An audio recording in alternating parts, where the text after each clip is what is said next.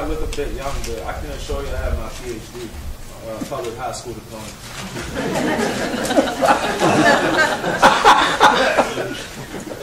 The time of using fossil fuel to energize our planet is just about outdated and as ancient as the dinosaurs they came from. Last year, during the Interfaith Summit on Climate Change, the Rockefeller brothers announced that they will divest from fossil fuels in front of religious leaders and dignitaries from all over the world. This should tell us that the continuous use of fossil fuels like coal is a moral issue on our planet. It has wreaked havoc on our ecosystems, and it also wreaked havoc on people because of the negative effects that it has. Ramifications of negative health effects such as increased risk in pulmonary, respiratory, and cardiovascular diseases. Increased risk of cancer has also have a strong correlation to burning fossil fuels. In a time where we continue to make technological and scientific advancements on a regular basis, we need to look forward to advancing the way that we consume energy.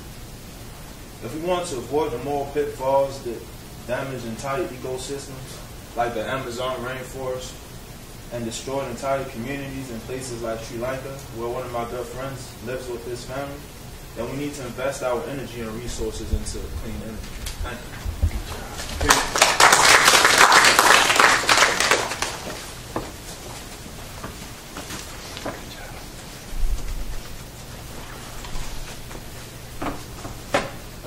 you. William Nelson.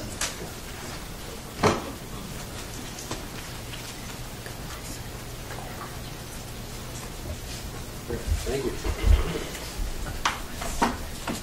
Good evening. Good evening. Is everybody a little chilly here? Crank it up. It's a classic example of some people get it and they conserve resources, and then there are people that aren't going to do the right thing because someone makes them do it. So it's too cold in here.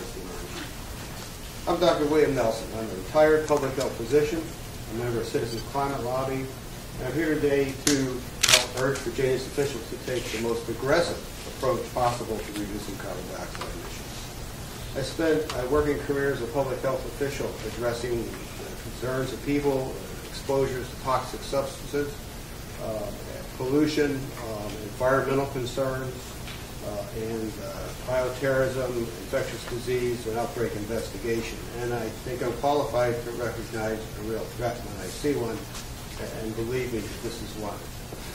I'm acutely aware of how the emissions from fossil fuels increase the number of deaths from asthma, chronic lung disease, and heart disease. Study after study links premature deaths to this. Over 7 million deaths worldwide, and over 200,000 a year in Virginia. Also aware of the societal cost of mortality from recurrent heat waves. We don't think much about hot days. We know they're getting hotter. We had a real string of hot days this summer. But if the worst case scenario pans out by 2050, we're going to have over 9 days of over 100 degrees in the summers, and by 2100, over 27 days of over 100 degrees. Now, I know the people in rural communities are going to suffer because the rates go up, and so will everybody else. But what we're doing here is we're selling our future to pay for today. We have to ask ourselves, what will life be like when we have 27 days of greater than 100 degree weather, which our grandchildren will have to deal with? They won't be able to exercise outside. The crops they grow are going to change. The rural economy is going to be very different. The water resources are going to change completely. They're going to have to deal with the whole set of problems that we are creating with our inactivity and our inability to come together and address the problem now. It's our job as citizens to work with DEQ to encourage you to do the maximum amount to address climate change, not the minimum. That would include joining the regional coalition, which has got a good track record, a huge percentage of reduction in CO2. It would also include a possible carbon fee and dividend with 100% refund to households, which will raise the cost of carbon products, make alternate energy sources more efficient, and the refund will protect people against the cost increases of energy with border offsets to protect business. If we implemented that plan, like Citizens Climate Lobby suggests, we would have a 52% decrease in emissions by 2035. 52% decrease in emissions. 11 Republican senators have come out, congressmen have just come out saying we have to address climate change. What does that mean? It's 3 minutes. Pardon? 3 minutes are up. Oh, they're up. Okay, well, that's great. I'm for Citizens Climate Lobby. Check us on the webpage, and I think we all need to go to work on this. Thank you. Thank you. Tyler Madison.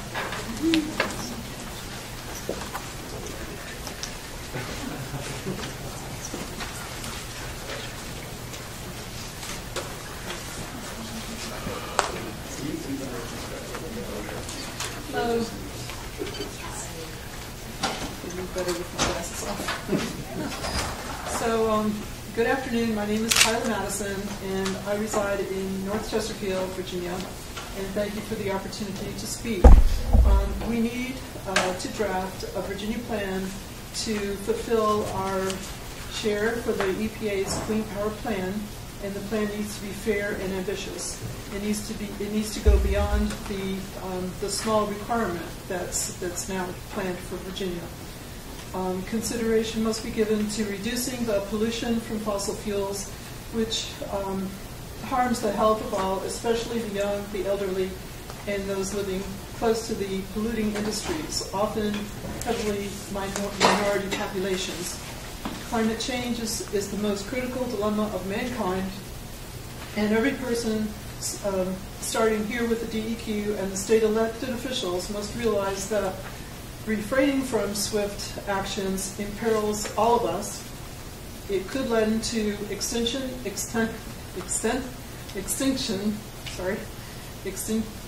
of life on Earth, and could be labeled genocide. I understand that term seems harsh. I will be attending the United Nations Climate Change Conference in Paris in December. It will be my 7th, and on my own expense.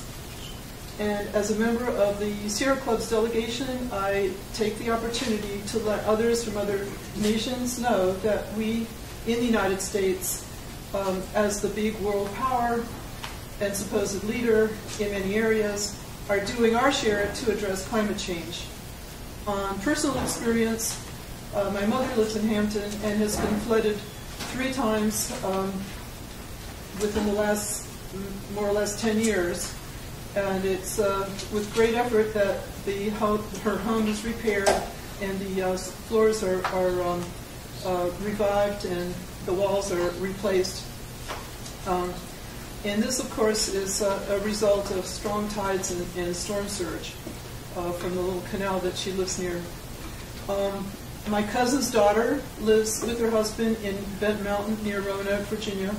And they and their neighbors are fighting the proposed Mountain Valley Pipeline, which will go through their land, and risking their water supply, and risking that perhaps there will be leaks to the pipeline. Of course, all has to do with climate change and bringing down our use of fossil fuels. We have other alternatives: solar, wind, and energy efficiency. Let's enlist everyone's energies to transition while we still have a window. Thank you.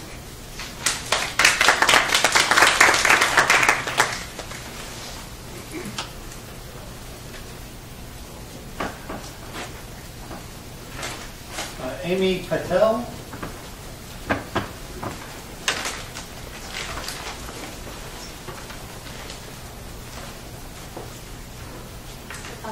Thank you. I appreciate the opportunity the DEQ has given us to give our input and discuss the Clean Power Plan and the direction of our state's plan to reach the EPA's carbon reduction goal. It is in Virginia's best interest to develop a compliancy plan that creates more clean power, focusing on significant increases in energy efficiency and renewable energy. A way to approach this is to count all carbon pollution emissions from new and existing sources of electricity, capping that amount, and then working to reduce the total pollution emissions, resulting in a true reduction of carbon emissions. If the state were to meet its already existing voluntary goals, reaching 15% of generation from renewable resources by 2025 and decrease consumption 10%, their energy efficiency programs by 2022, then the state would actually beat the EPA's emission reduction targets by 20%. As a state, we also need to jumpstart our renewable energy programs and begin to utilize Virginia's potential for wind and solar energy. So as a state, we are not only lowering our carbon pollution from power generation, but also setting ourselves up for future success, ensuring a future with more reliable and affordable energy. In addition, more renewable energy generation will create competitive 21st century careers. In communities where coal has been a significant economic driver and source of employment, the state has the opportunity to focus on workforce training and economic development funding for the workers. We need to ensure that Virginia's plan benefits the people of Virginia by reducing energy bills and reinvesting in projects that further reduce the impacts of climate change, creating healthier air and a healthier community.